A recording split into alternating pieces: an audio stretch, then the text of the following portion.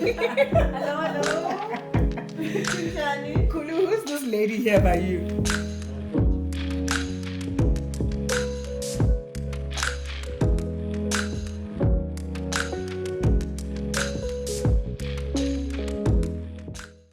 Sure.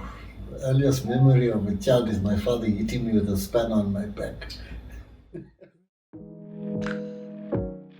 Because we never had anybody to work for us. My father did his own maintenance on his vehicle. And we were servicing his vehicle the one weekend, and he couldn't find one of his spanners. And he made me go to the storeroom. I checked, came back, I said, it's not there. He said, it must be there. I went back, came back the third time, and then my father's temper had already gone mad. And he said to me, it must be there. And when I tried to run back to look again, I felt the spanner hit my back. Came back from there, my father remembered that he had lent that spanner to somebody else.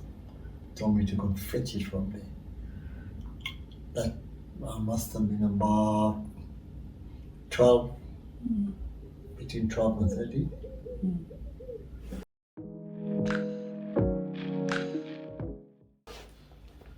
Well, you know, when Medina was growing up, Medina was a very stingy child. No, I'm being very honest. Medina used to go to the shop and she'd go and buy those chocolate, what do you call them, those chocolates? No, everlasting. No, Flakies. the flakies.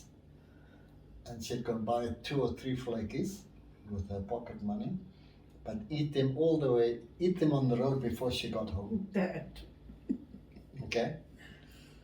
And if she saw fruit in the shop, Marina would come back home and say, oh, you know, they've got such nice apples, or they've got such nice oranges, but she'd never buy. Okay? Whereas now Zayn, if Zayn saw that, he'd buy and bring it home. There was a big difference between Zayn and Medina. I giggle because what Dad's saying is the truth. I don't know why I was so tight or so stingy or didn't want to share anything of mine. I don't know if that's being the eldest, but it's so ironic because I'm completely the opposite of that now. Yeah, well, that was good.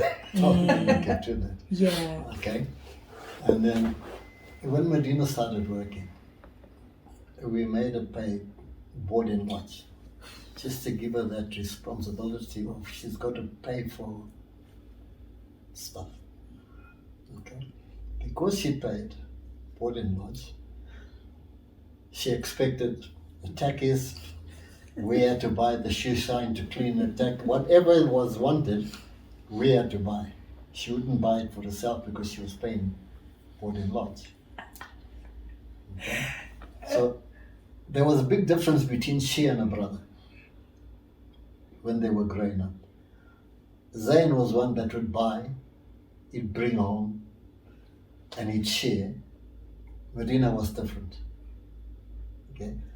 And when they grew up and they ventured out, well, Medina got married and it was completely different. Medina was now the giving one. I don't say Zayn was tight or anything like that, but he wasn't as giving as his sister. I sometimes have to pinch myself because it's so surreal. When I look around and I look at others that are of the same age as me, most of my peers, most of my friends don't have their parents. And when I sit and I look at this, I'm in awe. I'm in awe of God's favor. I'm in awe that they are still so relevant. And I choose them because we have choices in life, right?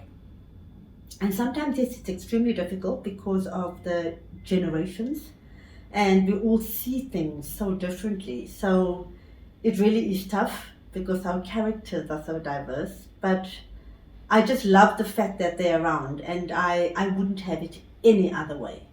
I'm just absolutely grateful is the word. No, I don't think I was as conscious at the time. I think just doing life myself, I just stumbled into things. I would just go with my gut, which I believe is the Holy Spirit, and I always did what I felt. You know, I kept forging forward. So I just want to see people happy. And the disappointment that they couldn't get there and there was only finance for one ticket just doesn't sit with me. I'll always make a way. There's always a way. And I don't think I did it consciously. But them in New Zealand was a bit of a challenge for me because they were really far. You know, when they were in Zimbabwe, as much as you can get on a flight and you can get anywhere, for me it was close by. They were just around the corner. New Zealand was a distance. And I always kept in touch. I went to visit as well. But I think the opportunity to have them back here was the biggest thing for me. You know, to have them close by so that our lives are mingled and we can be together every day. I mean, what is life without family?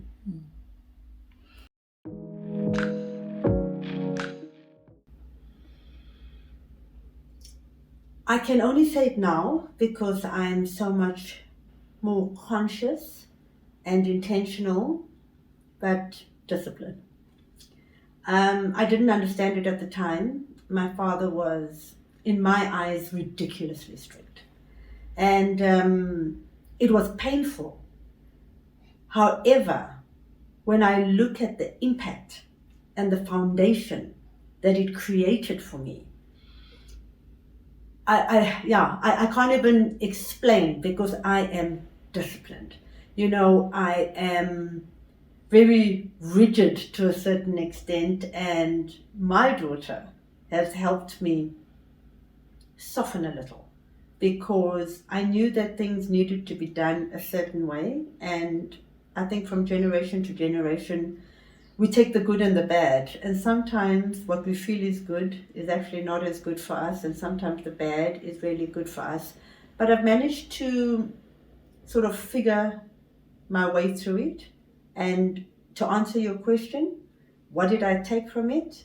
Definitely the grounding, the discipline. Oh yeah, it makes me feel very proud as a father to think that both my children have actually achieved a lot from the discipline they got as children.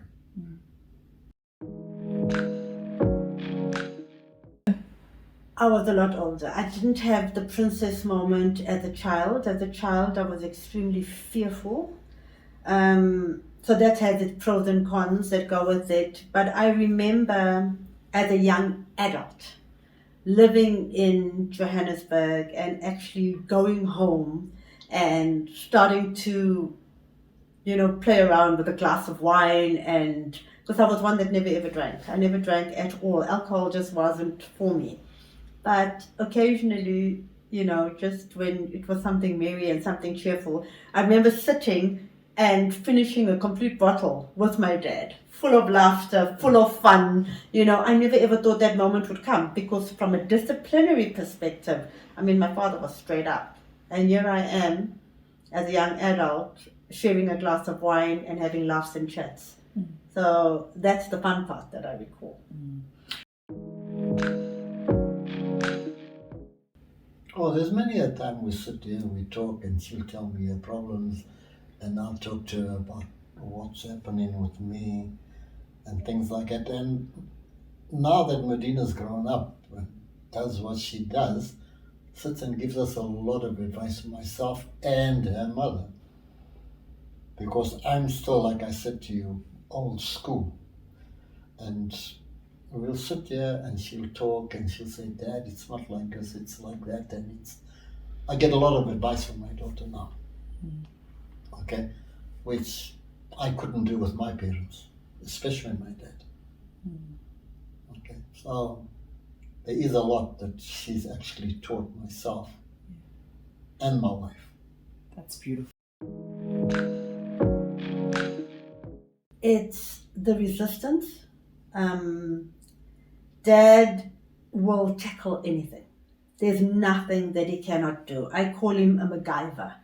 He is a hoarder to a certain extent, like Stepto and Son. He collects everything and anything. And you at the time think, what a waste.